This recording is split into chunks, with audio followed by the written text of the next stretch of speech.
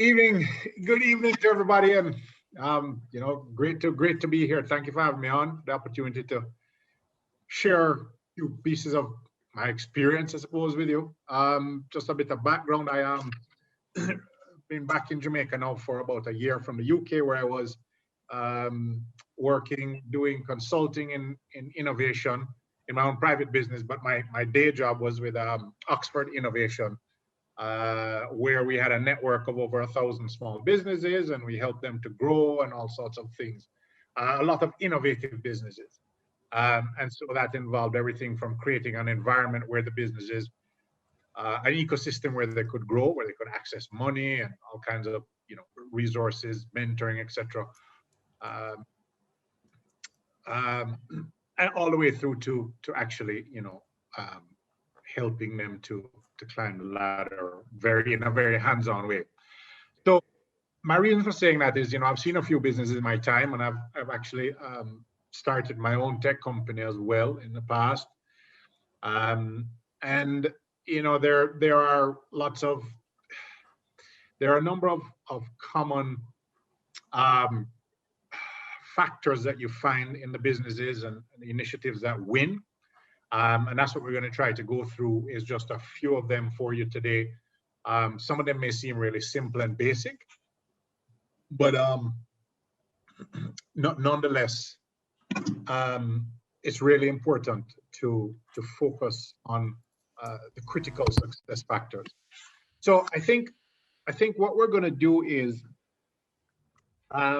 let's start by just showing a quick video from one of the winning pitches at MIT Solvathon recently, which goes into a little more detail than you are going to be required to do, everybody. But let's just go through it so you can see what a concept pitch looks like, a fairly well done one, and then we can have a chat about some of the critical elements.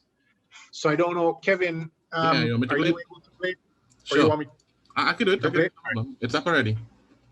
All right, cool. Let's go that way. Nice.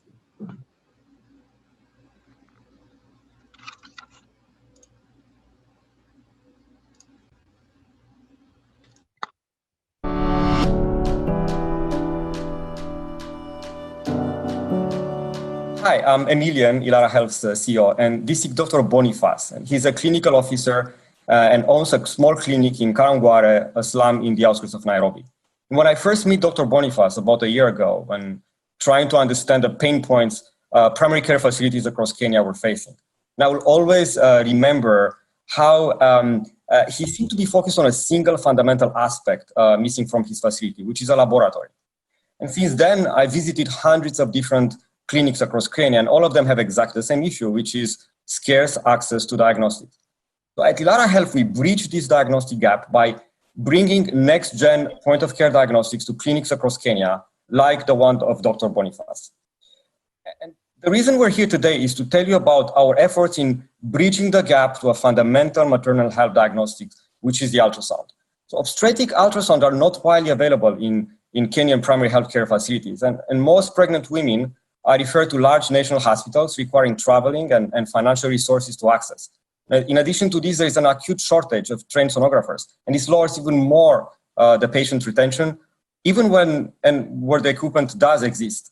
And the result of this is that fewer than 1 in 5 women in Kenya attend an obstetric ultrasound, and attendance rates are particularly low amongst high-risk groups. So our solution to this is to bring affordable ultrasound to primary care facilities across peri-urban Kenya through our partnerships with Butterfly Network. And to ensure uptake and make sure that those facilities can really benefit from the ultrasound device, we provide those facilities with smart financing options, as well as facilitate access to remote sonographers. So our partners clinics pay us a fixed monthly fee over 24 months, and this fee is low enough to allow them to turn a profit from their first month, as soon as they reach a very achievable monthly patient volume. And this still enables us to pay back the asset in less than 10 months.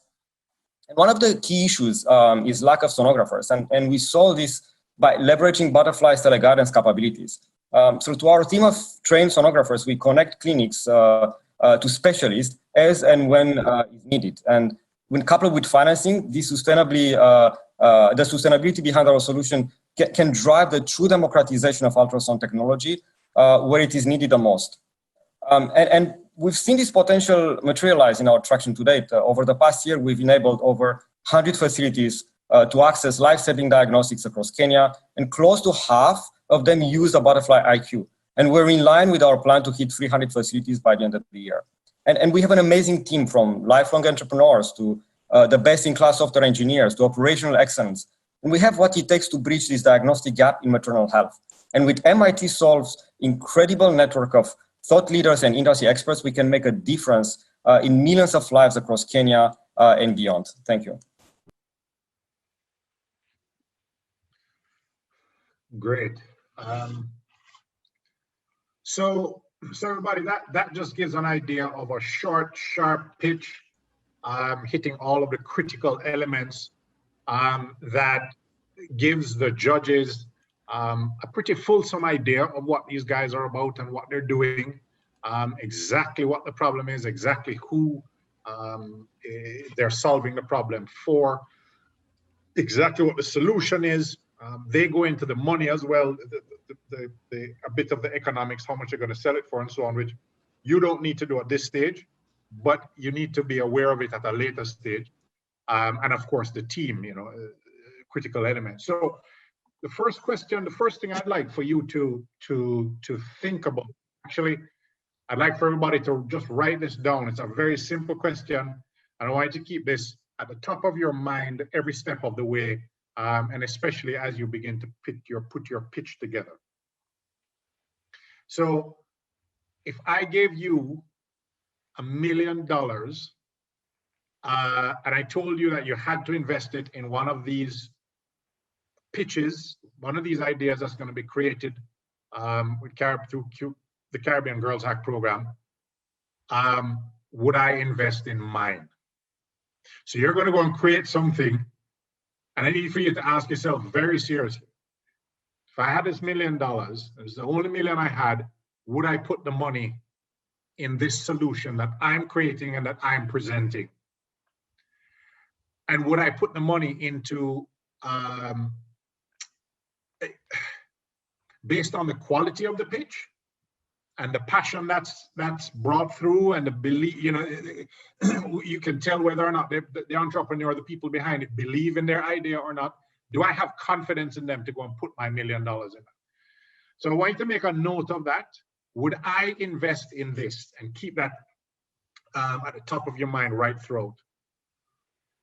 Because you're going to be creating solutions, and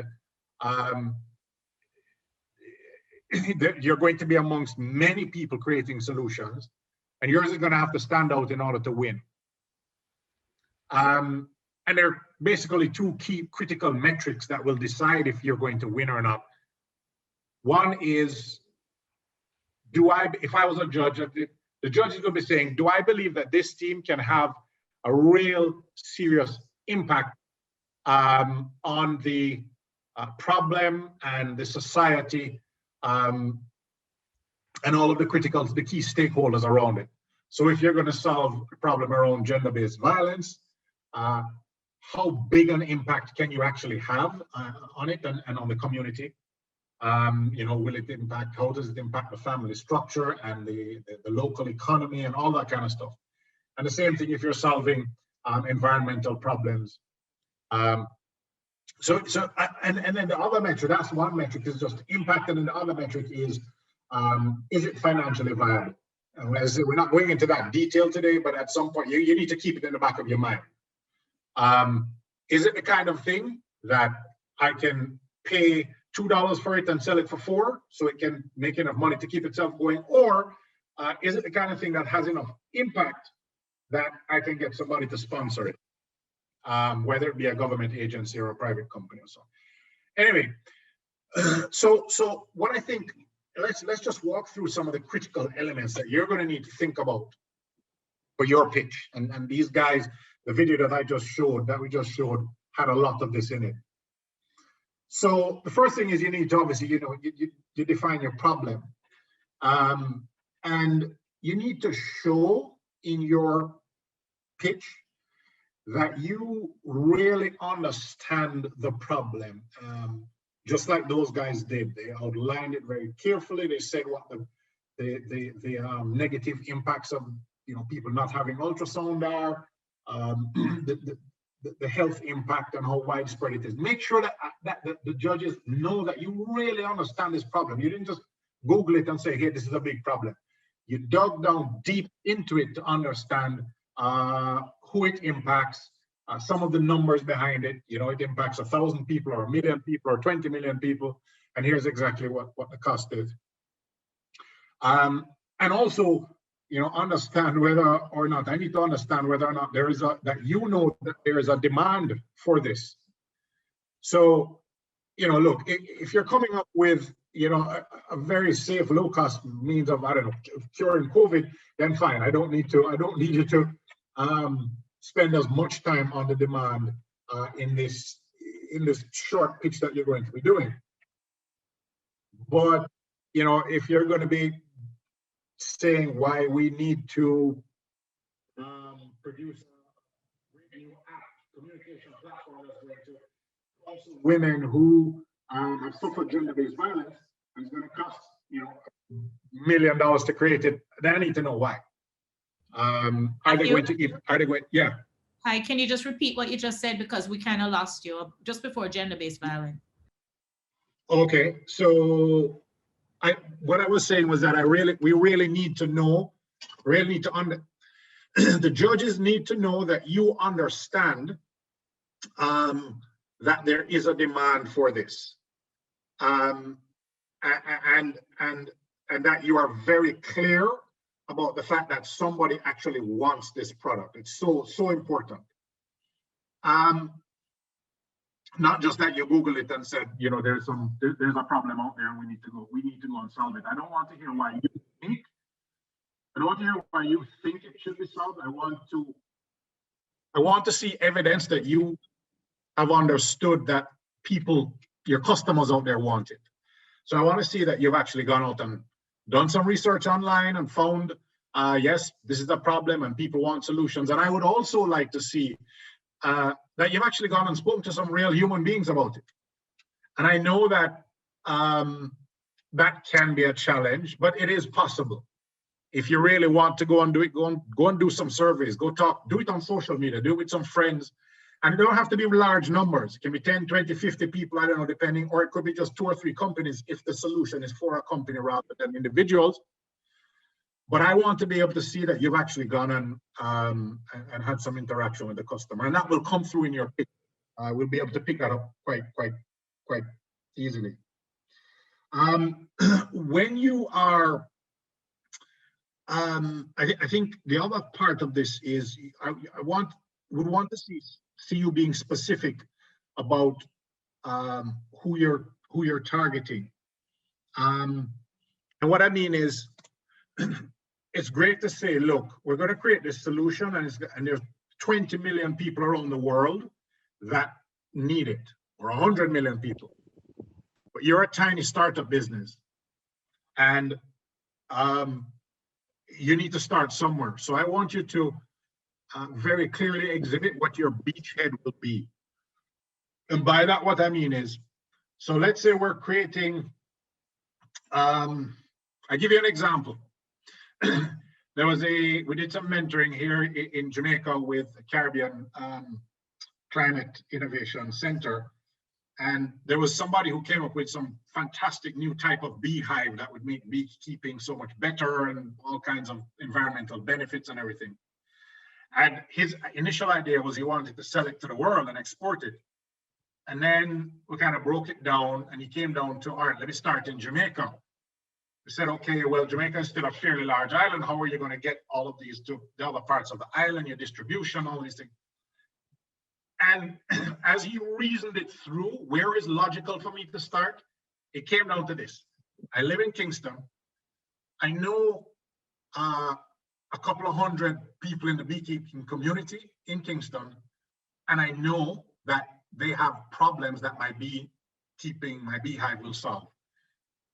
And that was his beachhead market. So it doesn't have to be complicated. It's not rocket science. You don't need to have a master's in marketing or anything like that. Just use your common sense and say, okay, so here is where we're going to start and here is why. So that it's real for the judges to say, okay, so this thing is going to solve a problem for 50 million people, but these girls know their market to such an extent that they can pinpoint the the lowest hanging fruit, the first people who are going to buy the product very easily without lots of, or use the service. So that's really, really critical. The next thing I think is, then you want to get into exactly what the solution is. And here's where a lot of people break down. They say we're going to go and solve a big problem, but they don't articulate very clearly exactly what the solution is, how it's going to work. Now, for this process, you don't need to be creating the solution. You don't need to actually develop the prototype. What you do need to do at this point is exhibit, just like the video I showed you a while ago, exactly what it will do. So don't go wasting time creating a prototype at this point. You just want to know that you know the idea, you know the problem, you know the target market, and you fully understand your solution. And that you understand all of the key stakeholders that will be involved. So I give you a quick example.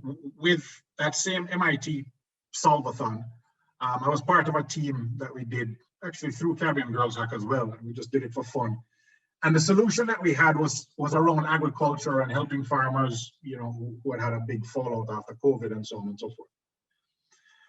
And it sounded like an amazing concept. And we actually did the pitch, or we worked through and kind of came up with a reasonable solution.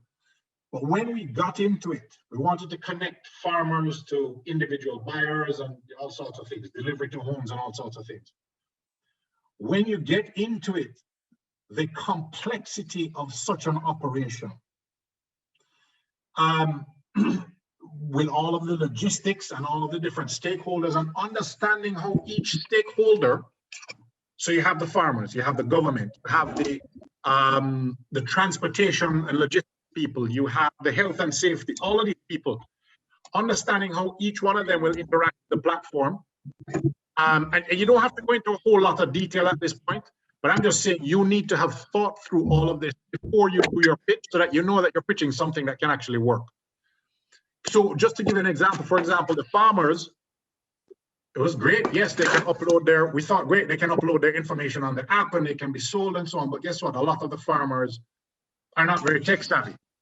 So how do they get their information on the app in the first place? And there's little things like that that you really need to think through, because when you get to the stage where a judge chooses to ask a question or two, they'll be able to pick that apart very quickly. That's one of the first things they're going to ask. So you need to have answers to that kind of thing. So you need to be thinking ahead.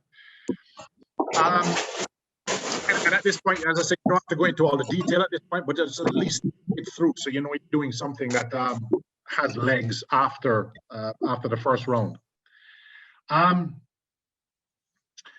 So that's a solution and the stakeholders, and think through carefully, just like those guys did. If you can exhibit like those guys did, they put up a picture of a little ultrasound connected to a mobile phone. Do some imaging or video to show. Matthew, you gone way. He's like he gone in a tunnel. I don't know if it's only me hearing it like that. Is everybody else hearing okay? Yeah, we're hearing you, Matt. Can we get a thumbs up if you're hearing okay? Are you hearing me now? Yes, Matt. Is that better now? You're very good. Okay. Nicole, is that better now for you? Okay, cool.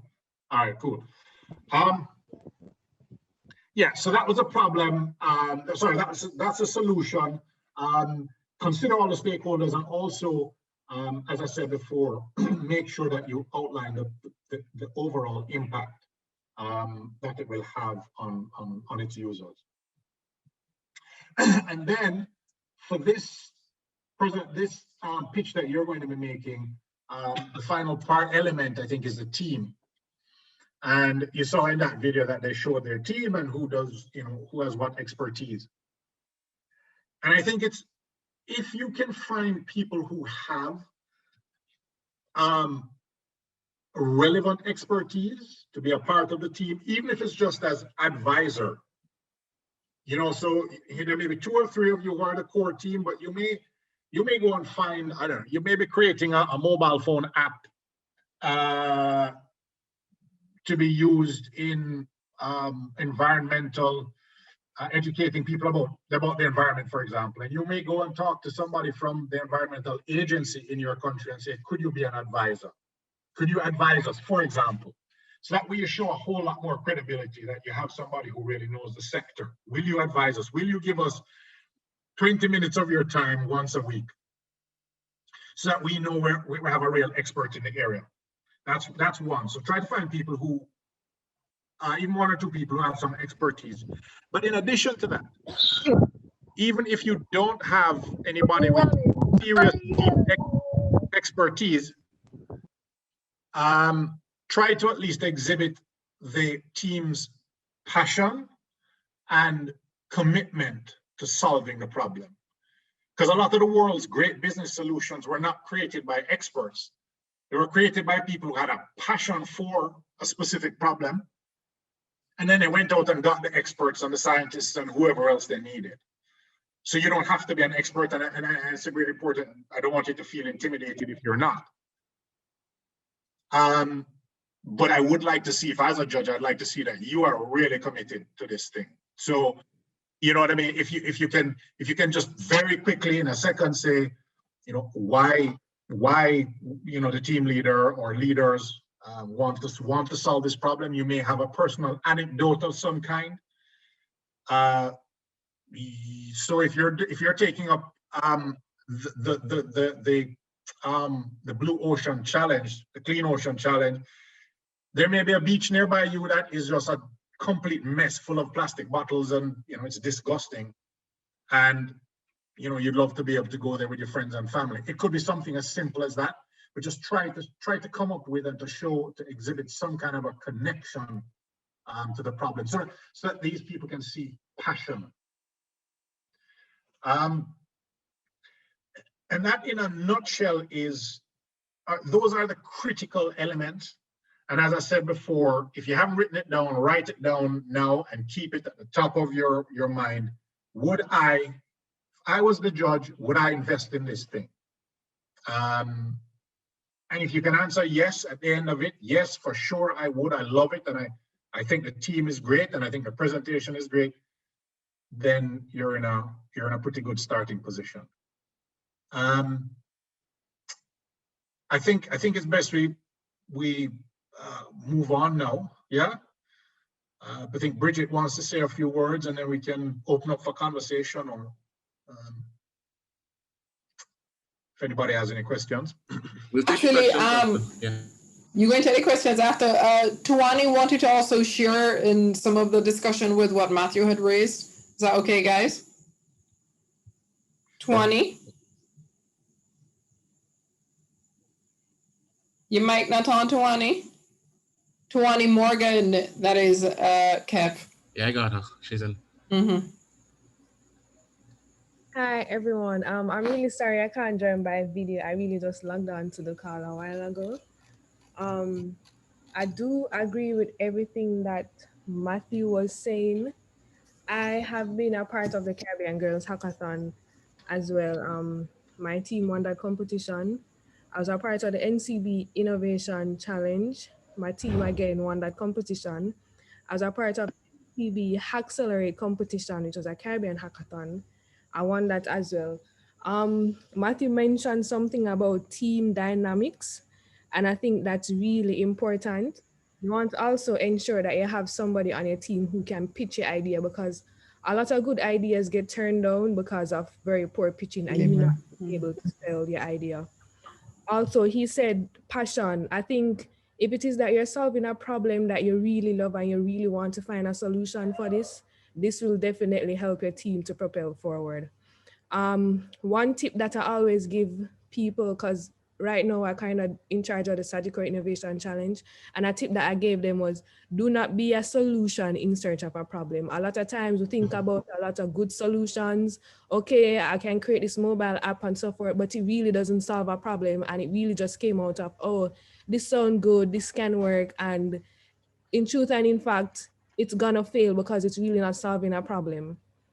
Also, Matthew mentioned understanding a target group.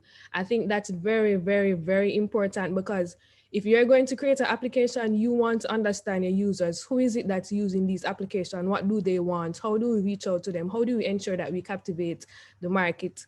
And understanding the target group is really understanding the different user groups and different user personas. So your target group might be university students, but in that university students, you have students who probably like to go to school early, or students who prefer to go to school late because they have to work in the mornings. So understanding the different user groups within your target group is really important. Another thing is do a lot of research. Do a lot of research on what people are doing to solve similar problems. How are they using technology? How are they leveraging technology to solve the problems? Also, business model. You might come up with an idea and you don't have a business model. And one thing I can tell you for sure, these people are going to ask about a business model. I've seen it over and over. They are going to want to know, how is it that you plan to make money from this application? Because you don't want an application that really provides convenience and there's nothing to gain from that. People want to invest in your ideas. They want to ensure that you can create a business from it. So definitely understanding who is it that you're catering to and having a good business model is really important. As I mentioned, team dynamics, trust me, you understand the different individual strengths that your team members have. When I was doing the Caribbean Girls Hackathon, and every hackathon that I've ever entered on one, I have never pitched in my life, because I don't think pitching is something that I would do really great at. But I can sit down and think about, who is it that we're catering to, what's happening out there, doing research on competitors, what are competitors doing, because you're going to need to understand what is it that people in that space that you're solving the problem, what are they doing, how are they using technology to solve that problem. I think that's really all I have to say. As again, that Matthew said, pitching is very important. Understanding who it is that you're catering to and understanding the target audience will really be good. Matthew mentioned the fact that they wanted to use technology to connect farmers and so forth, but the problem that they were having was farmers can't use this technology. And that's a problem that they had to solve. So you're going to have to sit down and look and understand what it is that these people are doing, and even test your idea to see if it can be implemented in terms of, are your users going to be able to use that application? Are you going to be able to capture all that competition? So I think that's really all that I have to say based on my experience and doing this for probably 2-3 years. But definitely team dynamics play a big role. And as I mentioned earlier, don't be a solution in search of a problem. Find a problem first and then find a solution. I think that will really help you.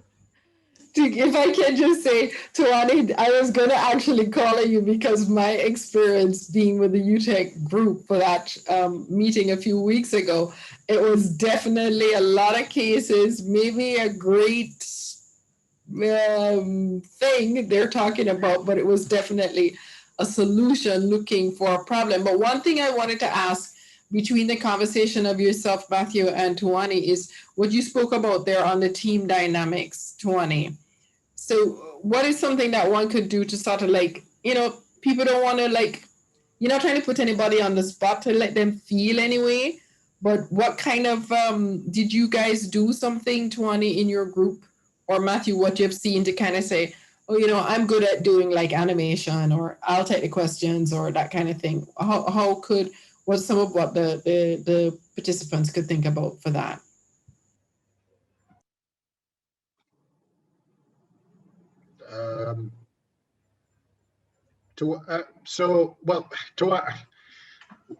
Tawani, how did you guys handle it in your group? Because you did this very recently. Yeah, I do this a lot. I think for me, the reason why it worked out perfectly was the fact that I looked for people with strengths that I do not possess. So when it comes to the pitching, I know that Julene is a very good person to pitch her ideas. I know Rochelle is a very good person to pitch her ideas. They might not be the best to design the idea, to design the mobile application. I was really good with that. So as I said before, it's really understanding the individual strengths in the team. So asking people, hey, what is it that you're really good with? Can you pitch effectively? Can you communicate effectively? Can you do the problem solving? I remember when I was doing the NCB Innovation Challenge, I didn't pitch. I actually coded that application. I write the pitch deck, and when it come on to the question and answer, who was pitching could not answer the question and answer. But I was a technical personnel, so I had to come up and answer those technical questions for them. So you really have to piggyback on the strengths, the individual strengths of the team, asking people, are you comfortable doing this? Just being in a team and listening to how people relate to each other, you'll realize that, oh, you know that probably Nicole is a very good speaker, so let her pitch the idea for us. Oh, you know that she's really good with graphics, she's really good with understanding the problem and identifying who is it that we're catering to. Okay, let her deal with the pitch deck. So you want to ensure that you identify the individual strengths and you can just use some very basic thing as simple as just communication, how people communicate to understand the individual strengths of the team.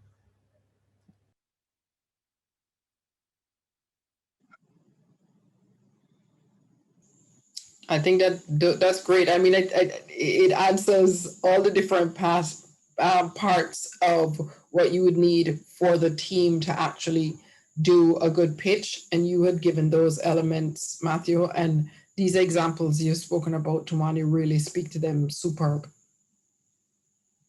Yeah, absolutely. Great description by Tumani, who's just done it very recently. So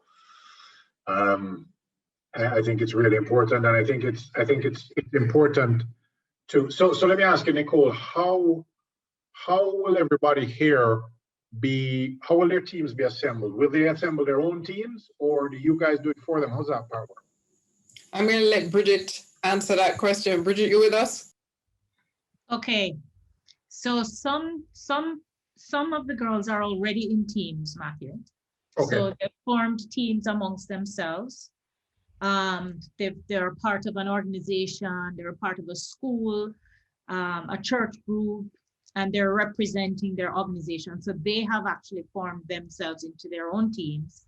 And then, of course, there was a general call out on social media, and we got a lot of responses from girls who were just interested in participating in the hackathon. They didn't have a team, or maybe they had another friend, and then they want us to find 2 additional girls. So we know and the registration is almost closed, but we are going to start the process of assembling girls who requested to be placed in a team in those teams. And we're going to use a number of different criteria, similar interest in terms of the topic of interest that was indicated when the girls registered, age, to make sure we have a broad spectrum of ages coming together on the team.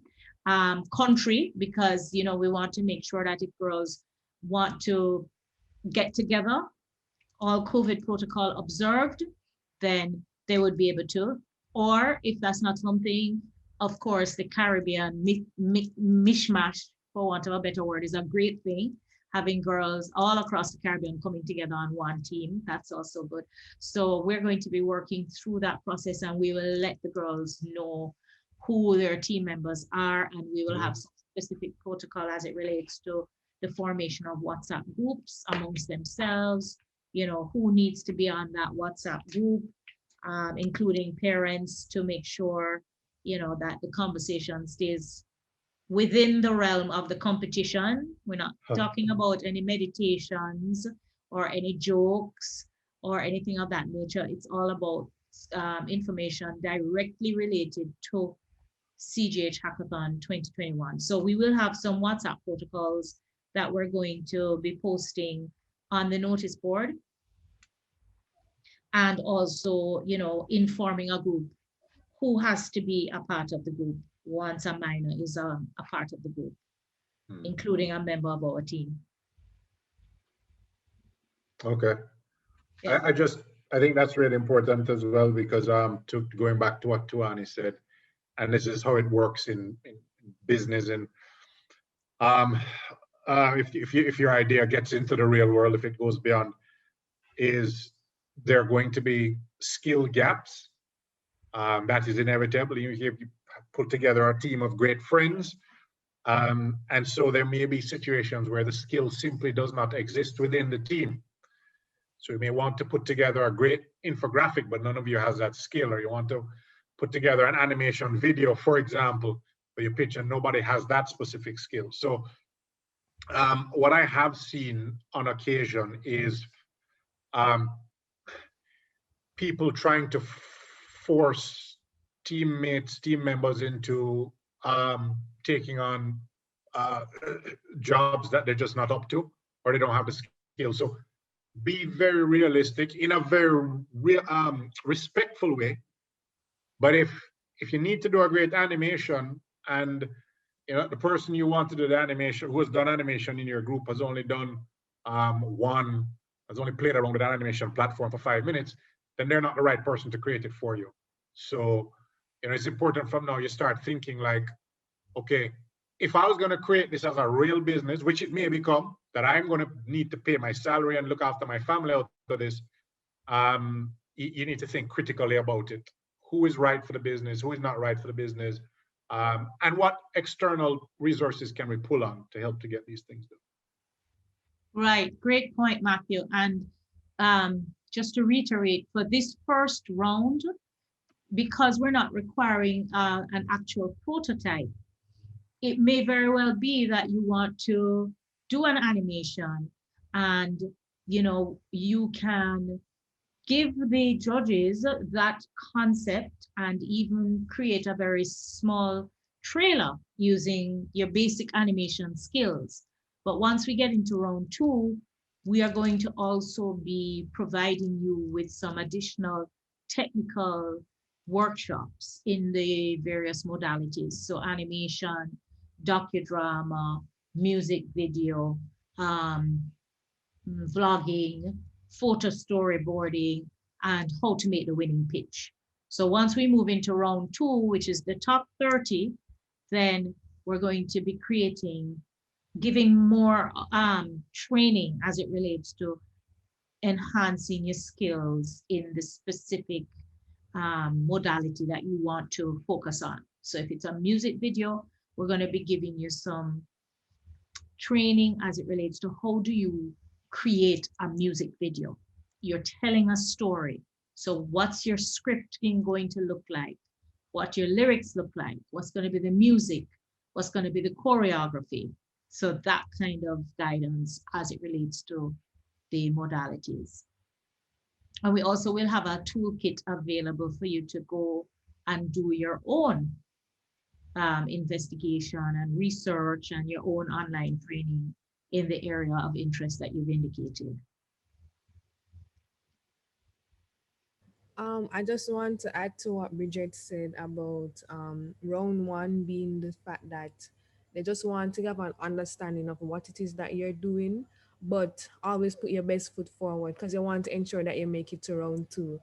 Another thing that I can add is when I started doing the Caribbean Girls Hackathon and I was assigned by my team being the most creative person to design the application. I knew nothing about application design, how I put anything. They taught us how to use Marvel. I was frustrated with using Marvel.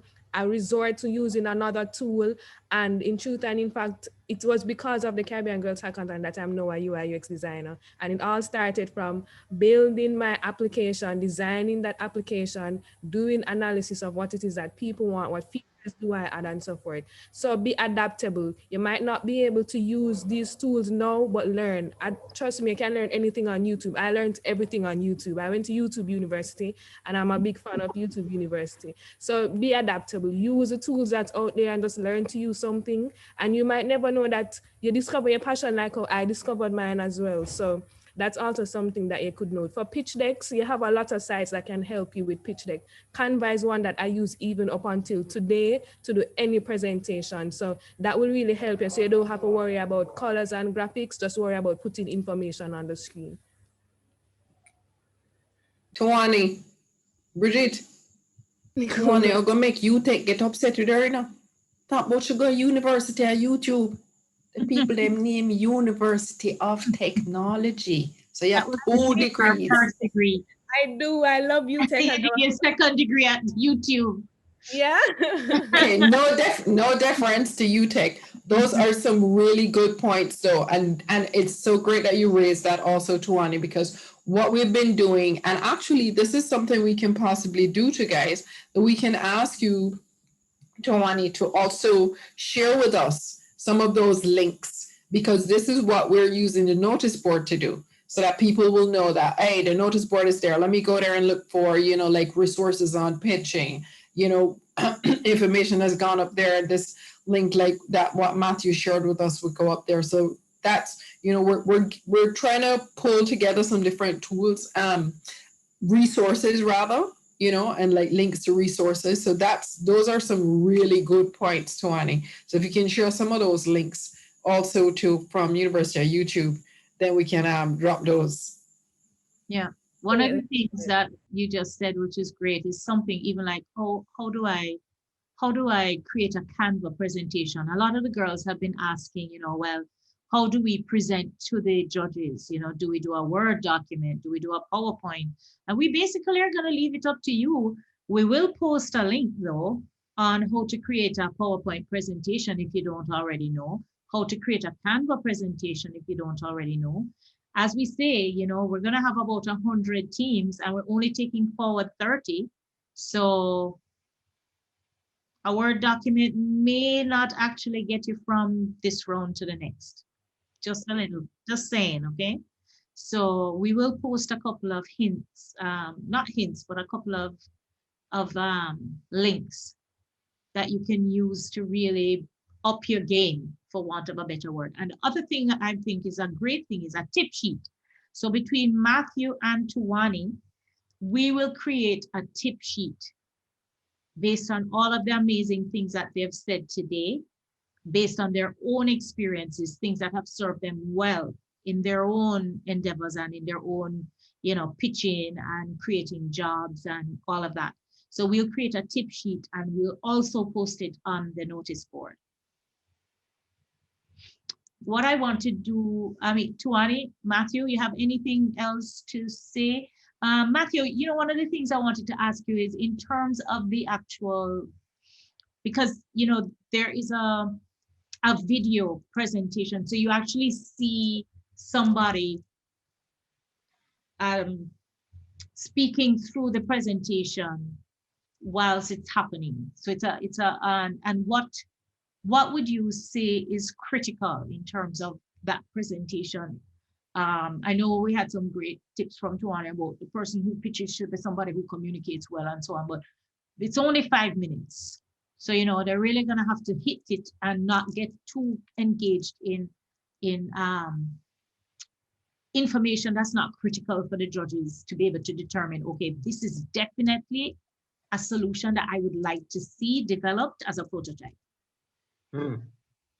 Yeah, I think so. 5 minutes. Yeah, 5 minutes is not a great deal of time, and it's really important that you are concise. Matthew, can you hear me? Yeah. Can you hear me now? Yeah, a little bit better now. Okay.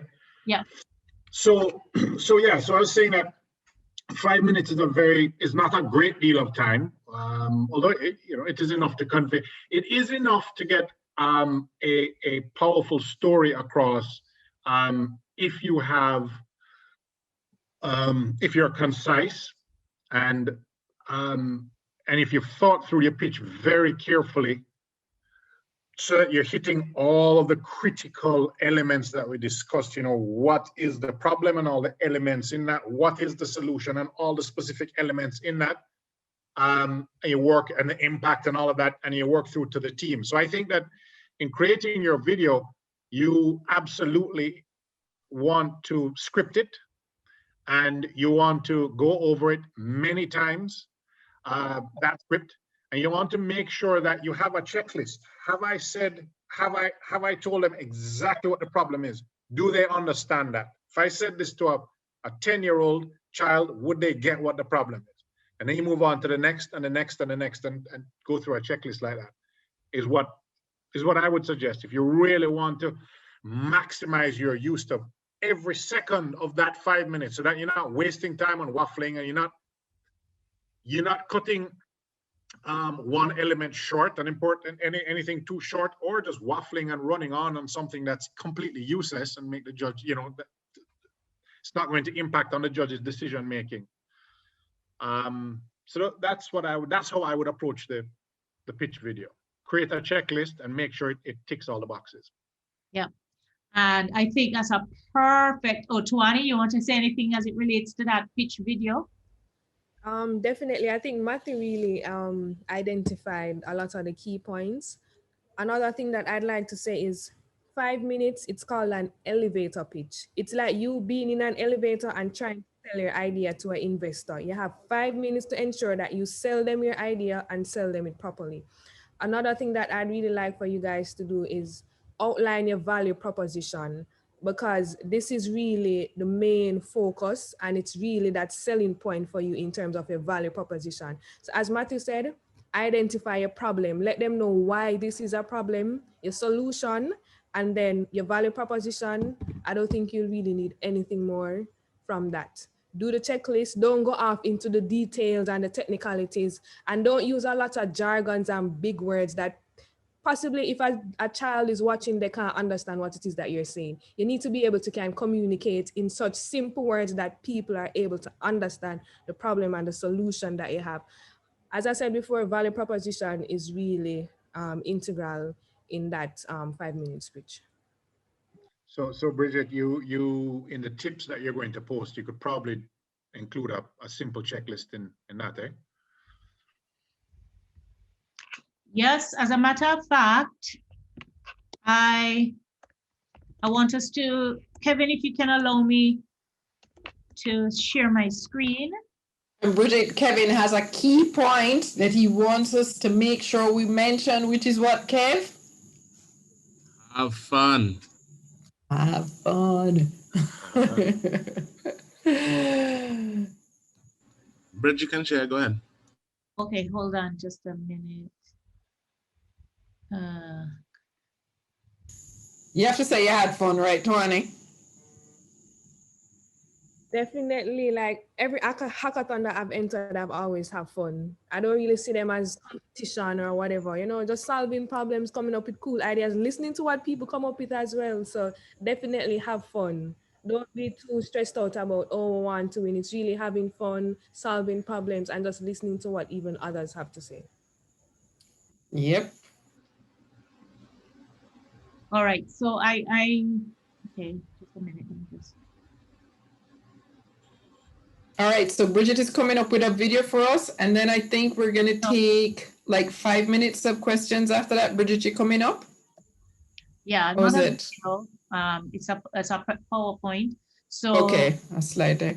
Hope everybody can see this. We so see this you, is yeah. actually We see you. this is actually the step-by-step. Okay, so that Matthew and Tuani have been talking about. So we're going to post this on the notice board. So how do you go about building your creative solution? A lot of this is going to reflect exactly what you heard from Matthew and Tuani.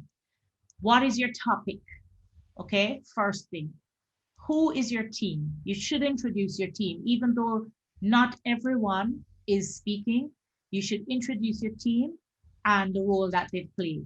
Could just be team member, or you could say this person was, you heard what Tuani said, she is the designer and somebody else is the pitcher, somebody else is the creative person. So who is your team? What is your solution? So your solution should have a name, right? If you're doing an animation video and it's all about, saving our oceans, give your solution a name, okay? That has something to do with, coming in from the cold or coming in from the depths or something. So your solution name, just a one-line solution summary, in case you don't get to do all of the details, at least you're setting the stage for the judges with your one-line solution summary, right? You're getting them to start thinking about what is coming. And then of course, your solution details. Remember, Matthew was saying, don't waffle on things that are not critical. If I were to say, what is critical? It's your solution details, okay? So what is this all about? I am going to be doing an animation about how to, prevent our coral reefs from further degradation. My main character is, a turtle who happens upon a coral reef and starts to eat the plastic, or starts to eat plastic, and whatever. So your solution details, so your story is really what that's all about. And then very, very important, both Matthew and Tuani said this, who does your solution serve? So that's your target market, okay? So you want to say, girls ages 12 to 15 who live in rural communities. Be as specific as possible. And if you think your solution can serve everybody, then say this solution is going to be something that everybody will be able to see value in. But sometimes it is best for you to really, even though everybody can, try and get your target market very, very concise, because it will help you in the development process. Okay, next one. In what outstanding ways will the solution impact their lives? Now, this is your target market. And what was this that Tuani mentioned? Your value proposition. So how is it that this solution is going to be valuable to the people who you have designed it for, right? And then also, how will you get the persons whose lives it will impact to take it up, to adopt the solution, right? So you're going to do a music video. So are you going to be putting it out on the airwaves, or are you going to do a tour through all the parishes in your country, and stop and have town hall meetings and end with the music video? What? How will you get the persons whose lives this solution will impact to adopt the solution? Okay. And finally, do not be a solution in search of a problem. That is a quote from D. Tuani Morgan. And well, penultimately and ultimately, have fun. I wanted to attribute that to Kevin, but I don't think so. Not under copyright law. That's not. Yeah, we'd have to have something. Maybe you can figure out a way to say have fun, Kevin, that we can say specifically Kevin Khan. All right. But that's basically it. And girls, we're going to post this also on the notice board along with the tips, right? Bridget, could I, before you finally close, could I just throw in one last quick point, please? Sure. Before you close off. Sure, Matthew. Oh, I see somebody has their hand up. Just one last point is this. And this goes back to team dynamics that Tuani spoke about, as well as just the process of creating great businesses. I want to implore everybody to ask as many questions as you want, no matter how stupid they are. In fact, I would encourage you to ask as many stupid questions as you possibly can. I've seen it over and over and over, where a group is coming together. You have one or two strong personalities. The others assume, and they're smart and so on, and the others assume, okay, well, those two are the smart ones. So if I'm thinking about this question, they probably have thought about it already. So let me not ask it. And what ends up happening is that a lot of great ideas get suppressed. So, and I've seen that happen many, many times. And when you reverse that process and you allow the quiet ones to speak, quite often the groundbreaking, the pivotal ideas come to the surface. So I want you to just ask as many questions. That's how entrepreneurs create businesses. They ask and ask and ask and ask and ask, and try to solve problems along the way. And that's within your team. And also, when you're part of the Caribbean Girls Hack, ask the Caribbean Girls Hack team anything that you're not certain of. Just do it. And it sounds very simple, but I've seen that dynamic kill what were potentially really productive teams. So don't be afraid to ask.